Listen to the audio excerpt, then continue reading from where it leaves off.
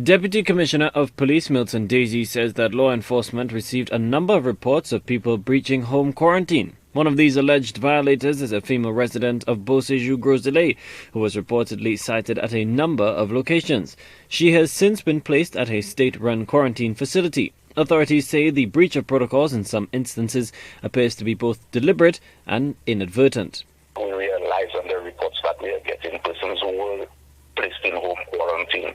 They usually forget the conditions. They do not observe any of the conditions of or the protocols involved in home quarantine. They were roaming about, going to parties and so on. So once that was brought to our attention, we took action. And the last one being, as we have indicated, a female from the Beausejour area who was given home quarantine and had breached the conditions on several occasions, and therefore it was not safe for her to be out there.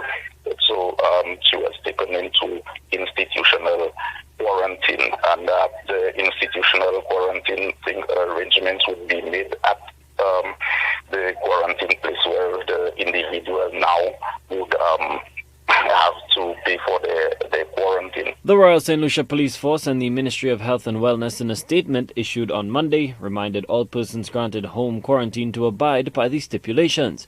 Persons granted home quarantine should not be leaving the confines of their premises, frequenting public locations, and interacting with the public. The COVID-19 virus is highly contagious and can be deadly, and such actions place many lives at risk. The deputy top cop, who advises quarantine applicants to read the fine print, reveals that the latest case was a tip-off. Knew the date that she came in, and she was seen in places that she ought not to have been. So this raised the red flag, and investigation ensued, and it was found that she had gone many different places and so on, and she was taken in. So once we have gotten the information, whether it is through the public or the wardens, yes, we will take that person into institutional quarantine once you have breached the home quarantine.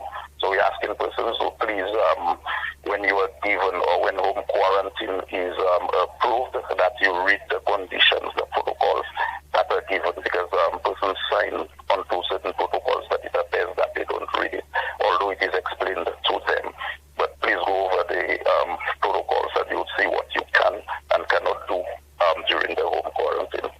Police officers and COVID-19 wardens have been deployed and are on the beat in a bid to ensure compliance. The senior law enforcement official also has a stern warning for non-compliant bars which continue to flout the protocols and regulations regarding social distancing and closing hours.